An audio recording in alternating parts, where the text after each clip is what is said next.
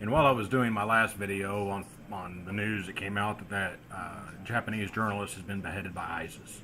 And they're talking about it on the news. You might be able to hear some of it in the background. Here's the thing, and I think I'm really behind this. Lady on the news said, we need to stop the way we're doing. The trade of Bergdahl for 5 Taliban equivalent of generals was asinine at best. Okay? I can't even describe what it would be at worst. But this is what we need to do. We have to switch it up on these cats. They got $45 million in payments for ransoms in 2014, the ISIS people. So they know that they get money for kidnapping us. And that's something that Ronald Reagan freaking preached back when he said that we will not freaking negotiate with terrorists, because he already saw that one coming way back in the 80s. Here's what we do. So we put a bounty on their head. There's 2 things that we need to do. One, we need to make war more uncomfortable for them than peace. Okay, because right now it's not. They got options. Like if they're at war with America, here's why it's cool to be at war with America. Because you got 2 shots. You got 2 things that are going to happen. All right. A, you're going to get killed, and when you get killed, according to our enemy, you get 72 virgins, and which really kind of worthless. They're only virgins once. So 72 times for an eternity. That's not really a good trade. But besides that, okay.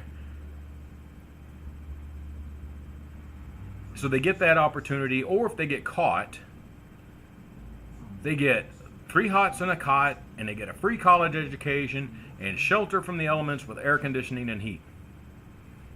That's pretty bad. That's a horrible proposition. I would never want to go to war against the United States with those kind of freaking rules. That's sarcasm, by the way. War is supposed to be hell. War is supposed to be not savory. Like, you don't want to go to war because it's nasty. And the purpose of war, at least from what I believe the healthy mindset of the Americans, is this. Coming to war against the United States means the destruction of your civilization. I don't think America needs to be going out destroying civilizations until we're provoked. The empire building prior to the 1860s, well, we're kind of out of freaking places for empires to build until we start sailing the interstellar ocean. All right, so let's forget about all that. We need to make it more uncomfortable for them, unpleasant and painful. And we do that. Here's one way to do it, and I like it. Every time they freaking capture one of us, and they said we want so many millions of dollars for so and so we can send him back and he gets to keep his head. Okay, cool. So for example, they wanted $200 million for that Japanese guy. This is what we do. In response, you offer $10 million for every ISIS head, not body, not freaking prisoner, head. The head with no body attached, brought to Americans. Hey, here's Achmed, freaking terrorist. I want my $10 million. Cool.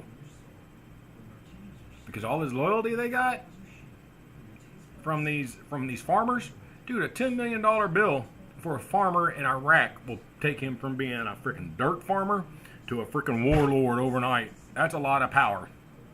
And they all want power. That's how you freaking counter these cats. That's how we do it. Freaking, you want to put a bounty on our freaking prisoners' heads? Cool, we're going to put a bounty on your freaking head. That's how you get them to want to fight with us. Because right now, it's not worth it to fight with us. It's more worth it to fight against us. Just an idea. Just throwing it out there. See what y'all think.